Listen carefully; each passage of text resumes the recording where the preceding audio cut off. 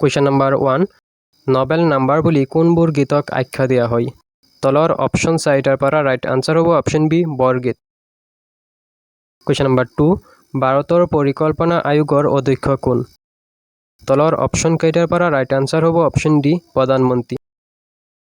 3 number প্ৰশ্নটো সুধিছে চক্ৰশিলা অভয়াৰণ্য কোন জিলাত অৱস্থিত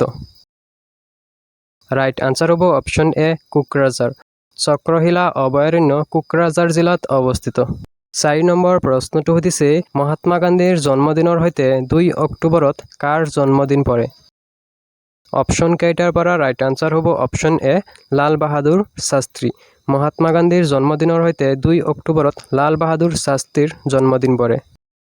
ইয়াৰ পিছৰ প্ৰশ্নটো সুধিছে বায়ুমণ্ডলৰ কোনটো স্তৰত মেঘ বৰষুণ আৰু বতাহৰ সৃষ্টি হয়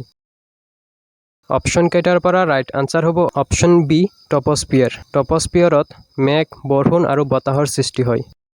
6 নম্বৰ প্ৰশ্নটো সুধিছে নামদফা ৰাষ্ট্ৰীয় উদ্যান কোন ৰাজ্যত অৱস্থিত অপশ্যন কেইটাৰ পৰা ৰাইট আনসাৰ হ'ব অপশ্যন সি অৰুণাচল প্ৰদেশ 7 নম্বৰ প্ৰশ্নটো সুধিছে কোন চনত শ্ৰীমন্ত শংকৰদেৱৰ জন্ম হৈছিল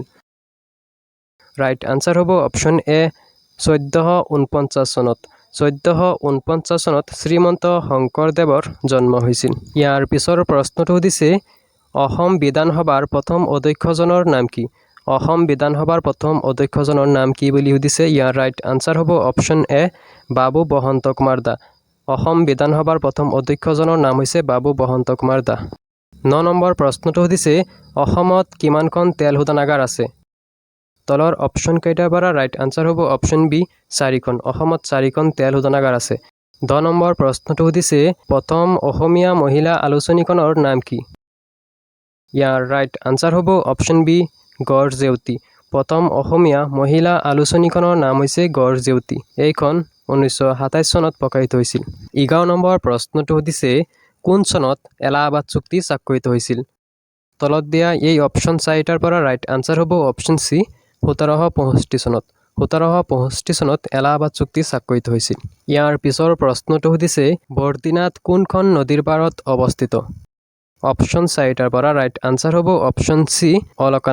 অলকানন্দা নদীৰ পাৰত বৰ্দিনাথ অৱস্থিত ইয়াৰ পিছৰ প্ৰশ্নটো সুধিছে 2020 চনৰ গ্ৰীষ্মকালীন অলিম্পিক কোনখন দেশে আয়োজন কৰিছিল ৰাইট আনসাৰ হ'ব অপশ্যন এ জাপান 14 নম্বৰ প্ৰশ্নটো সুধিছে তলত দিয়া কোনটো ভিটামিন এৰ এক বাল অংশ ইয়াত দিয়া অপশ্যন 4টাৰ পৰা ৰাইট আনসাৰ হ'ব অপশ্যন বি গাজৰ ইয়াৰ পিছৰ প্ৰশ্নটো সুধিছে মাটিকালি অনুসৰি অসমৰ আটাইতকৈ ডাঙৰ জিলা কোনখন অপশ্যন 4টাৰ পৰা ৰাইট আনসাৰ হ'ব অপশ্যন ডি কাৰ্বি আংলং মাটিকালি অনুসৰি অসমৰ আটাইতকৈ ডাঙৰ জিলা হৈছে কাৰ্বি আংলং জিলা 16 নম্বৰ প্ৰশ্নটো সুধিছে ৰাষ্ট্ৰীয় পঞ্চায়তী ৰাজ দিৱস কেতিয়া উদযাপন কৰা হয় ইয়াৰ ৰাইট আনসাৰ হ'ব অপশ্যন সি 24 এপ্ৰিল তাৰিখে ৰাষ্ট্ৰীয় পঞ্চায়তী ৰাজ দিৱস উদযাপন কৰা হয় 17 নম্বৰ প্ৰশ্নটো সুধিছে শোণিতপুৰ কোন ৰজাৰ ৰাজধানী অপশ্যন 4টাৰ পৰা ৰাইট আনসাৰ হ'ব অপশ্যন ডি বান ৰজা ইয়াৰ পিছৰ প্ৰশ্নটো সুধিছে নেপালৰ ৰাজধানী চহৰ কি ৰাইট আনসাৰ হ'ব অপশ্যন সি কাঠমাণ্ডু 19 নম্বৰ প্ৰশ্নটো সুধিছে ব্ৰহ্মপুত্ৰৰ আটাইতকৈ ডাঙৰ উপনৈ কোনখন ইয়াৰ ৰাইট আনসাৰ হ'ব অপশ্যন এ সোৱণশিৰি ইয়াৰ পিছৰ প্ৰশ্নটো সুধিছে ভাৰতৰ প্ৰথম মহিলা প্ৰধানমন্ত্ৰী কোন আছিল ৰাইট আনসাৰ হ'ব option B Indira Gandhi 21 number প্ৰশ্নটো সুধিছে পঞ্জাৱৰ সিংহ বুলি কোনজন ব্যক্তিক জনা যায় ৰাইট আনসাৰ হ'ব অপশ্যন এ লালা ৰাজপথ ৰায়ক পঞ্জাৱৰ সিংহ বুলি জনা যায় ইয়াৰ পিছৰ প্ৰশ্নটো সুধিছে দক্ষিণ ভাৰতৰ আটাইতকৈ দীঘল নদী কোনখন ৰাইট আনসাৰ হ'ব অপশ্যন সি গোদাৱৰী ইয়াৰ পিছৰ প্ৰশ্নটো সুধিছে ভাৰতৰ প্ৰথম ৰাষ্ট্ৰীয় উদ্যানখনৰ নাম কি অপশ্যন 4টাৰ পৰা ৰাইট আনসাৰ হ'ব অপশ্যন ডি হেলি ৰাষ্ট্ৰীয় উদ্যান 24 নম্বৰ প্ৰশ্নটো সুধিছে ভাৰতৰ প্ৰথম সাধাৰণ নিৰ্বাচন কেতিয়া অনুষ্ঠিত হৈছিল ৰাইট আনসাৰ হ'ব অপশ্যন এ 1951-52 চনত 25 নম্বৰ প্ৰশ্নটো সুধিছে NDAৰ সম্পূৰ্ণ ৰূপটো কি ৰাইট আনসাৰ হ'ব option D national democratic alliance 26 number প্ৰশ্নটো সুধিছে কোনখন দেশ সৰ্বাধিক কফি উৎপাদন দেশ তলৰ অপশ্যন 4টাৰ পৰা ৰাইট আনচাৰ হ'ব অপশ্যন বি ব্ৰাজিল। 27 নম্বৰ প্ৰশ্নটো সুধিছে বন্যপ্ৰাণী সুৰক্ষা আইন কেতিয়া প্ৰৱৰ্তন কৰা হৈছিল? ৰাইট আনচাৰ হ'ব অপশ্যন বি 1972 চনত। 1972 চনত বন্যপ্ৰাণী সুৰক্ষা আইন প্ৰৱৰ্তন কৰা হৈছিল। ইয়াৰ পিছৰ প্ৰশ্নটো সুধিছে